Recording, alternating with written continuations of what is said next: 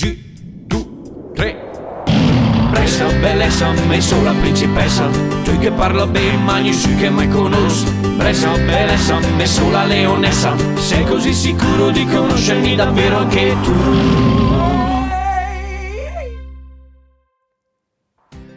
Bentrovati su Teletutto e bentrovati a Brescia Bellezza. Ecco le tre domande di oggi. Quale importante figura è sepolta nella chiesa di San Luca a Brescia? Il servo di Dio Fra Giacomo Bulgaro, il beato Innocenzo da Berzo oppure il beato Giuseppe Tovini? E in dialetto bresciano che cos'è el saiotte?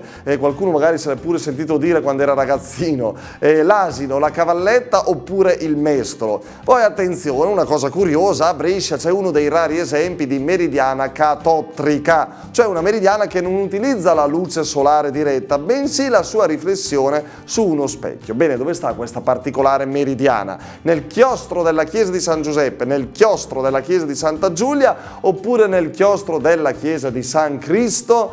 Vi svegliamo tutto tra pochissimo, grazie.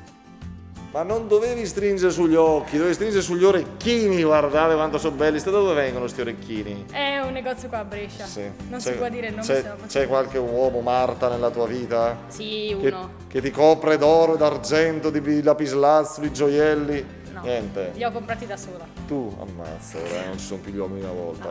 Marta Occio, perché nella chiesa di San Luca a Brescia, che tu sai bene dove sta, presente, no? Non lo diciamo perché sai bene dove sta, esatto. Sì, sì. È seppellito un'importante figura religiosa. Di chi parliamo? Del servo di Dio Fra Giacomo Bulgaro, del beato Innocenzo da Berzo oppure del beato Giuseppe Tovini?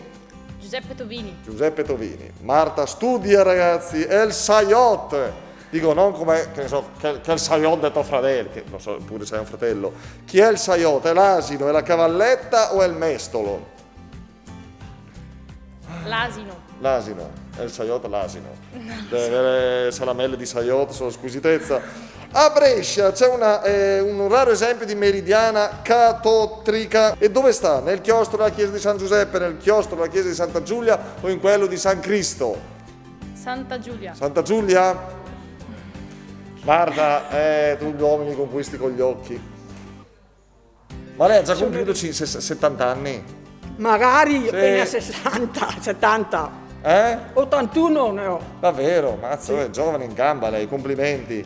Oh, mi raccomando stia riguardata qui adesso in questo periodo, Sì, brava, sì. Brava. Ascolti, nella chiesa di San Luca a Brescia è sepolta una figura importante, un personaggio bresciano importante, il servo di Dio Fra Giacomo Bulgaro, il beato Innocenzo da Berzo, che essendo da Berzo magari non vi è, oppure il beato Giuseppe Tovini, nella chiesa di San Luca. Il beato da Berzo. Da Berzo? Innocenzo da Berzo? Sì, Innocenzo. A Brescia.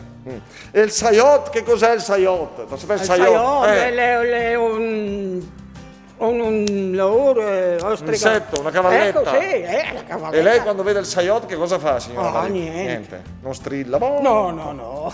C'è gente che è cresciuta in mezzo ai Sayot.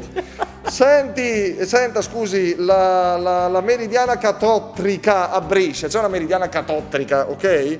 Un raro esempio, che vuol dire che insomma segnala, non utilizza la luce solare diretta ma una riflessione su uno specchio. Ok, dove sta questa meridiana? Nel chiostro della chiesa di San Cristo oppure in quello di Santa Giulia o in quello di San Giuseppe? San Cristo. San Cristo! Lei sa dove sta la chiesa di San Cristo? No. Su io. Allora, un nipote a caso, le chieda se può accompagnarla a vedere la chiesa di San Cristo. Uno a caso, magari uno a cui farebbe anche bene camminare un po', no? Tenersi in movimento.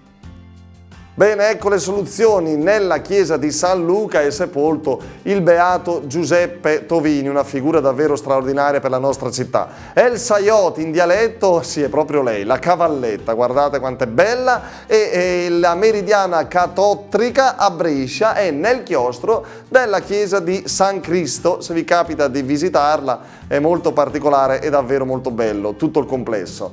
Grazie davvero anche per questa occasione, alla prossima, arrivederci.